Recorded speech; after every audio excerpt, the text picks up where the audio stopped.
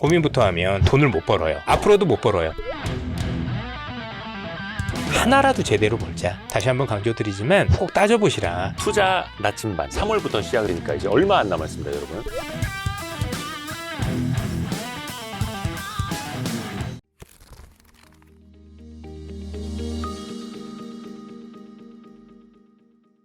월간 이선엽 26년 3월호가 돌아왔습니다. 어서 오십시오. 예, 안녕하십니까. 빨리 뵙고 싶었습니다. 아, 예. 지금 국장이 작살이 나가지고 예, 좀 밀렸죠?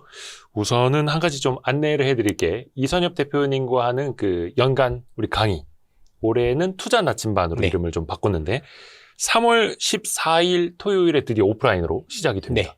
근데 저희가 얼마 전에 접수 시작을 했거든요. 거의 BTS 그 광화문 그 공연만큼이나 빨리 마감됐습니다. 많은 분들이 지금 나도 오프라인에서 듣고 싶다 하신 분들 많아가지고 저희가 특별히 또 이제 강의장을 더 큰 데로 빌리게 됐습니다. 그래서 조금 더 나중에 그 접수를 받을 수도 있고 온라인으로는 거의 더 많은 분들이 보실 수 있으니까 고정 댓글에 있는 링크 참고해 주시기 바라겠습니다.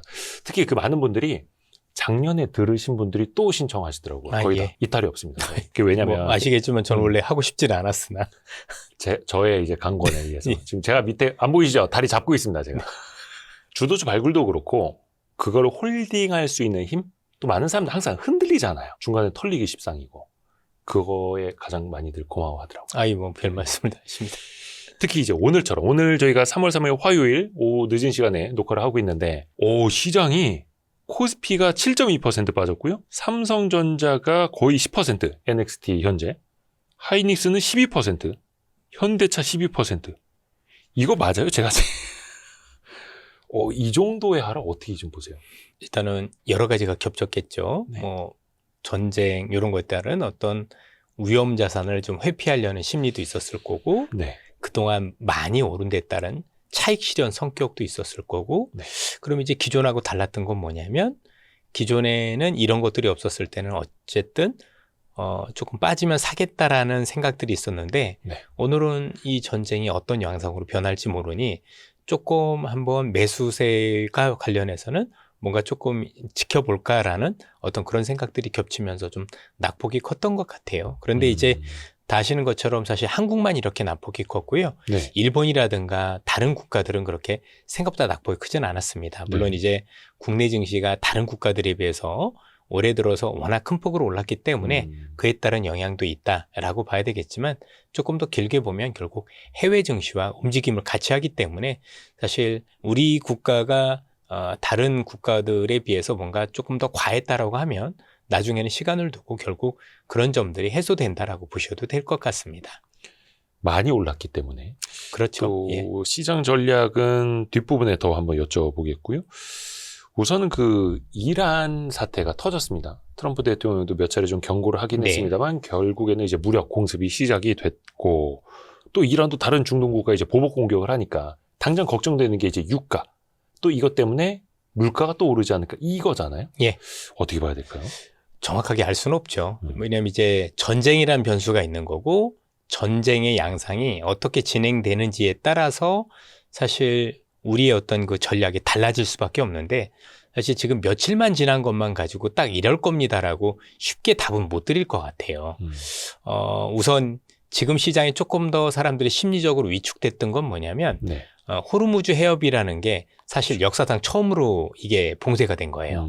사실 그 이전에는 봉쇄 가능성이 있었지만 실제 봉쇄가 된 적은 없었거든요. 네. 그러다 보니까 유가에 대한 장기 전망이 나름대로 지금 굉장히 글로벌에서도 오락가락하거든요. 그게 불확실성인데 우선 저는 다른 것들보다도 이 두 가지는 꼭 말씀을 드리고 싶어요. 하나, 전쟁이라는 게 결국은 시장에서 놓고 봤었을 때 시장의 판도를 바꾼 사례는 그렇게 많지가 않습니다. 특히 이제 내 나라에서 나는 전쟁이라면 모르겠는데 다른 국가들에서 벌어지고 있는 전쟁 자체가 사실 전체적으로 시장의 큰 그림을 훼손한 적이 있었느냐라고 생각을 하면 물론 그때마다 다를 수는 있겠지만 현재로서는 별로 그럴 것 같지는 않다라는 일단 큰 전제를 가져가야 될 것 같고요. 네. 두 번째 같은 경우는 호르무즈 해협이 봉쇄가 됐지만 우리나라 반도체가 호르무즈 해협을 통해서 수출하는 건 아니잖아요. 그러니까 조금 더 냉정해 볼 필요가 있는 거죠. 뭐냐면 지금 시장이 오른 원인이 유가 때문이었냐는 얘기죠. 예를 들어서 그동안에 이제 올랐던 글로벌의 어떤 증시 자체가 소비가 굉장히 좋았고 경제가 굉장히 좋았기 때문에 올랐다라면 네. 사실 이로 인해서 소비에 대한 어떤 부정적인 영향이라든가 여러 가지 면에서 사실 타격이 조금 더 클 수도 있을 것 같은데 네. 지금 시장을 놓고 보면 사실 AI와 관련돼서 뭔가 투자가 굉장히 늘어나는 그로 인해서 한국 경제가 굉장히 수혜를 받는 영향 때문에 올랐다라고 본다라면 현재 진행되고 있는 이런 전쟁의 양상으로 인해서 이런 큰 흐름이 바뀔 거냐에 대한 고민을 전 하는 게 중요한 것 같아요. 뭐 사실 부끄럽게도 지금 뭐 질문을 주셨지만 유가가 어떻게 될 것 같느냐, 전쟁이 어떻게 될 것 같느냐, 제가 맞춘다라면 점쟁이죠. 사실 예측이 사실 어렵죠. 알지도 않을 거고 제가 뭐 그만한 전문가도 아닐 거고 이전에도 저도 다른 전쟁을 몇 번 무리하게 맞춰보려고 시도를 하다가 사실은 뭐 무리하게 말씀을 드렸지만 별로 맞춘 적도 별로 없거든요. 그렇게 생각을 해보면 전쟁을 일단 흘러가는 대로 우리가 일단은 전체적인 성향을 좀 볼 필요는 있겠다라는 말씀을 드리고 싶고요. 통상적으로 알 수는 없지만 전환점이 되는 건 분명하더라고요. 일단 한쪽으로 기울 때. 어쨌든 간에 이란하고 지금 이스라엘과 미국이 현재 전체적으로 굉장히 공방전을 펼치고 있는데 이런 상황에서 전력이 한쪽으로 굉장히 기운다라는 어떤 판단이 들었을 때는 다른 여부와 상관없이 시장에서는 전환점이 됐었던 것 같아요. 뭐 예를 들어서 누가 보더라도 미국이 뭐 압도적인데 뭐 이거는 뭐 이란이 버틴다고 하더라도 시간의 문제겠는데 뭐 그런 표현이 나온다던가 아니면 양쪽 다 뭔가 이를 통해서 이제는 더 이상 확전보다는 뭔가 대화를 시도하려는 움직임들이 나온다던가 뭐 그런 식이 돼야 되겠죠. 근데 지금 뭐 2, 3일밖에 안 지났기 때문에 당장 이게 기대하기는 쉽지 않을 건데 어쨌든 뭔가 한쪽으로 기운다던가 대화의 모습이 나올 때 또는 미국이 여러분들 잘 알고 계신 것처럼 출구 전략에 대해서 지금 내가 이런 목적으로 했고 이럴 때 내가 그만두겠다라는 어떤 분명한 목적이 있었을 때 그럴 때는 제가 볼 때는 전환점이 되는 것 같습니다.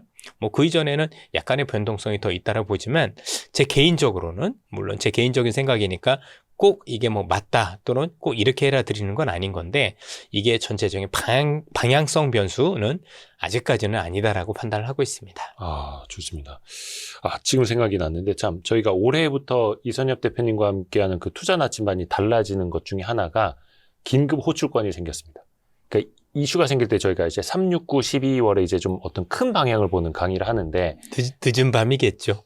늦은 밤에 저는 낮에는 활동을 할 수가 없으니까. 그렇죠. 밤에. 예.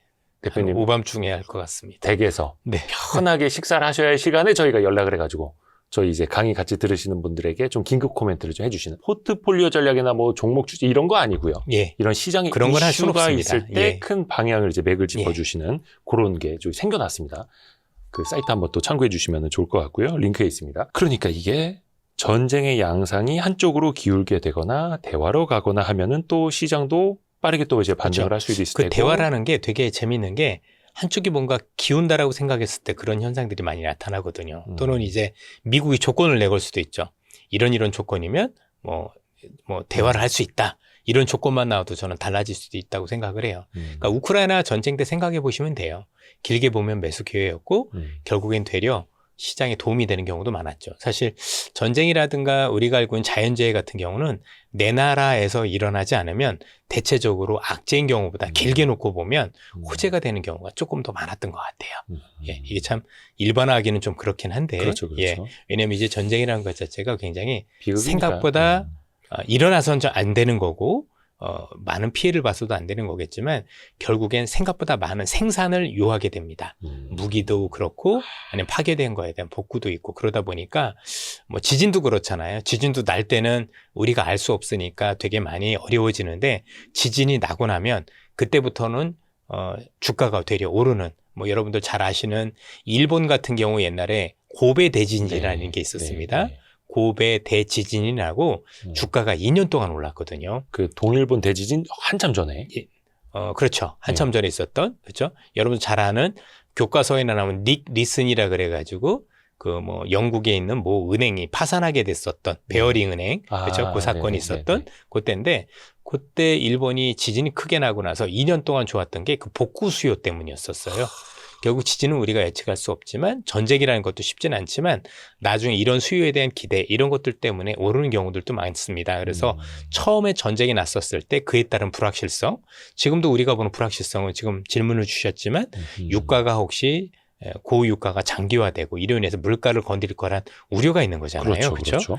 뭐 합리적인 판단이 전쟁에서 통하지 않을지 모르겠지만 트럼프가 어쨌든 전쟁을 시작을 했고 이 가운데서 트럼프가 국제 유가가 오르고 이로 인해서 물가가 많이 오르고 그래서 금리를 건드리면 가장 큰 피해를 보는 것도 트럼프라는 걸 우리는 알고 있죠. 지금 하고 있는 모든 어떤 자금 행동들이 11월 3일에 있은 중간 선거를 염두에 둔 행동이라면 그때까지 유가를 올리고 고유가를 만들어서 물가 상승 이로 인해서 스스로 선거에서 패배할 수 있는 자충수를 둘 거라고 보지 않는 게 일단은 가장 합리적인 생각이지 않을까 싶습니다. 그래서 아마 지금 질문 주신 거가 뭔가 현실화될 가능성이 높으면 만약에 트럼프는 이에 대해서 뭔가 또 다른 출구 전략을 하려는 노력을 하지 않을까 싶습니다. 아니면 트럼프가 더 문제가 돼요. 우리보다도. 그렇죠. 예. 정치적으로. 그렇습니다. 지금 뭐 선거철만 아니면 어떻게든 되겠는데 그렇지 않다라는 점에서 일단 트럼프가 훨씬 더 불리하거나 아니면 선거에서 패배할 가능성을 염두에 두고 트럼프가 진행을 할 것 같지는 않은 거잖아요. 지금이니까 아직 초기니까 어떻게 될지 모르겠지만 나중에 뭔가 우리가 생각지도 못한 방향으로 흘렀었을 때 트럼프는 본인이 살기 위해서 또 다른 어떤 방책을 강구할 수도 있다는 점에서 우선은 그런 큰 그림들을 그려보고 일단은 보셨으면 좋겠다. 이런 말씀을 드리고 싶습니다. 그래서 그 뭐 오펙 플러스에서 원유 증산을 검토한다라는 이야기도 나왔고 또 이제 거의 사우디도 당사자라고 하기엔 좀 뭐합니다만은 같이 이제 또 걸쳐 있다 보니까 증산 이야기도 좀 증산은 호재가 안 돼요. 왜냐하면 지금 원유가 부족해서 그런 게 아니라 지금 생산되는 원유가 우리가 길목을 통해서 지금 보급이 안 돼서 문제는 보급의 문제예요. 그러니까 지금 턴에도 네. 물류가 멈추면 안 되니까. 그러니까 지금은 물류의 문제인 거지 생산의 문제가 아니기 때문에 사실 그것도 잘 알아야 되는 거예요. 그러네요. 네. 증산 자체가 해결책은 아니죠. 되네요. 증산하면 뭐예요? 그걸 우리나라로 아니면 각국으로 원유를 원활하게 수급이 안 되면 그 자체가 문제가 되는 거니까. 예. 그래서 또 호르무즈 해협 그렇습니다. 그 봉쇄를 이제 푸는 게 또 1차적으로 중요할 테고 아까 잠깐 그 방산주 이야기 해주셨는데 사실은 조방원 또는 이야기하시면서도 저도 이제 거의 자주 여쭤봤었는데 방산주는 당연히 더 길게 봐야 된다. 전쟁이 끝나더라도 그 수요는 계속될 것이다. 이번에 재밌는 게 우리나라의 뭐 이제 회사죠. 회사에 있었던 그 요격 미사일이 100% 됐던데요. 명중률이. 상한가 같습니다. 참고로 미국에 있는 기업은 90% 이상의 요격이었고 우리는 100% 요격이었습니다. 그러니까 그 중동 지역에서 사간. 사간. K 디펜스. K 방산이 되게 위력을 발휘해서 아마 미국 방산도 되게 이제 효과적이었지만 한국이 독보적이었다라는 부분에 대해서는 우리가 조금 더 정말 우리가 잘하는구나라는 점들을 우리가 기억할 필요가 있는 것 같습니다. 그래서 그들 회사들이 오늘 막 상한가 가고 난리가 났습니다. 네.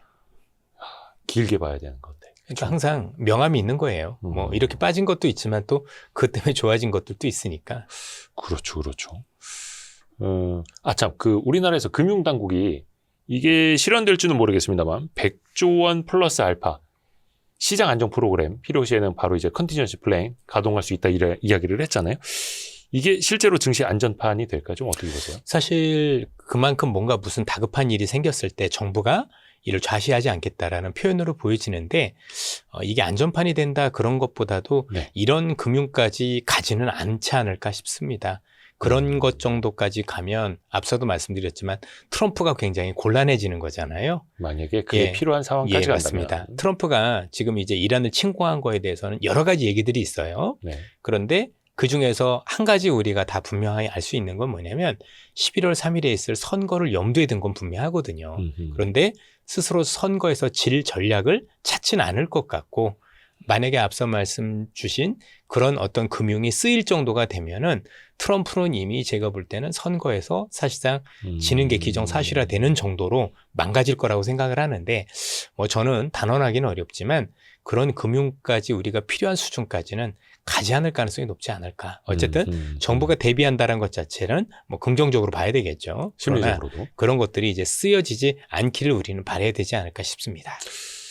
그러니까요. 이게 트럼프 대통령이 애초에 그 SNS에 네. 올린 거는 빠르게 끝낼 것 아니었으면 네. 시작도 안 했다. 근데 그건 이제 하메네이 타격 그거를 이야기한 것 같고 최소한 한 4주에서 5주 정도 본다라고 하는데 이 사태가 더 장기화되지 않을까 이거를 가장 지금 염려하는 건데 앞서도 말씀드렸지만 아무도 모르는 거고 예. 여러 가지 조건들 중에서 뭐 대화 가능성 또는 한쪽으로 기울 가능성 또는 이란이 그래도 뭐 전쟁을 하더라도 호르무즈 해협에 대한 봉쇄는 푼다라면 사실은 뭐 그런 정도만 되면 제가 볼 때는 뭔가 턴어라운드가 되는 거고 사실 지금 상황에서 지금 3, 4일밖에 안 됐는데 우리가 무리하게 전쟁이 어떻게 딱 될 거라고 전망을 하는 건 제가 볼 땐 증권원 사람이 그럴 만한 능력도 안 되는 거잖아요. 저 같은 경우가.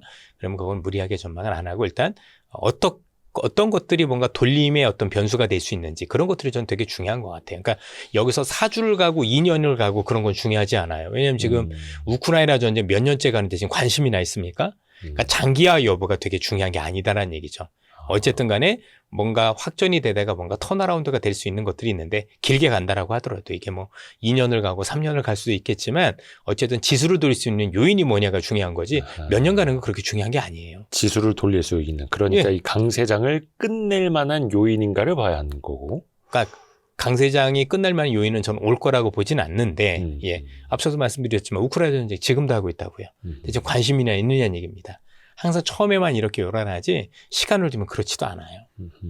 그리고 이제 트럼프는 눈만 뜨면 얘기한 게 본인 스스로 물가 낮추는 거를 유가 하락을 통해서 막겠다라고 해놓고 유가 올려놓으면 스스로 이거는 그쵸. 자충수가 자충수가 되는 거니까 많은 자충수죠. 그렇죠? 그러면 그렇게 뭔가 우리 표현으로 볼 때 그런 것들이 고착화되거나 시장 전망에서도 이게 고유가가 되는 것도 문제고 그게 장기화될 거란 우려가 생길 때는 제가 보기엔 트럼프가 다른 수를 쓸 수도 있다고 생각을 해요. 그리고 그렇게까지 가도록 놔둘 거냐 그건 조금 더 지켜봐야 될 거라는 얘기인 거죠.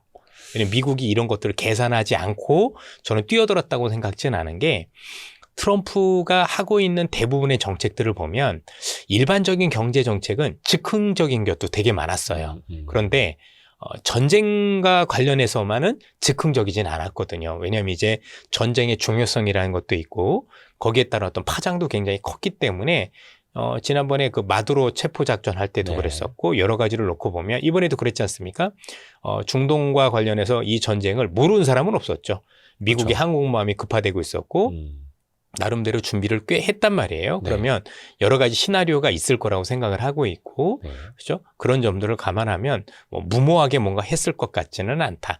다른 요인들에 비해서 어떤 정도 계산이 있었을 텐데 그 계산 안에는 분명히 이란과의 어떤 전쟁에서 승리하는 게 가장 큰 거겠지만 어떤 방식으로든 고유가가 장기화되는 걸 막는 어떤 장치라든가 아니면 그림도 전 들어있을 거라고 생각을 하고 있는 겁니다.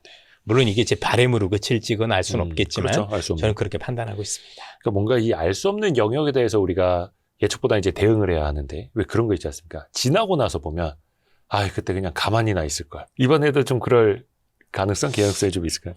저는 그렇게 보는 게 맞지 않을까라는 생각을 가지고 있습니다. 왜냐면 일단 하루하루 예측한다라는 게 개인 투자자분들 입장에서는 의미가 별로 없죠. 왜냐면 이제 눈만 뜨면 상황이 달라져 있을 건데 그렇죠. 그 상황을 우리가 예측할 수 있는 것도 아닌 거고 현재 트럼프의 정확한 의도를 알 수도 없는 거고 그렇다고 우리가 이란 군부가 어떻게 움직일지에 대한 것들 정확하게 알 수는 없는 거잖아요. 그러니까 이런 믿음만 있으면 되는 거겠죠. 현재 있는 상황이 시장의 방향성을 바꿀 만한 정말 그동안에 올랐던 모든 지수를 이게 한국 지수가 아니에요. 한국은 이제 글로벌과 같이 움직이기 때문에 글로벌에 움직였던 이 증시의 상승세를 완전히 이제 뭐 아래로 그렇죠?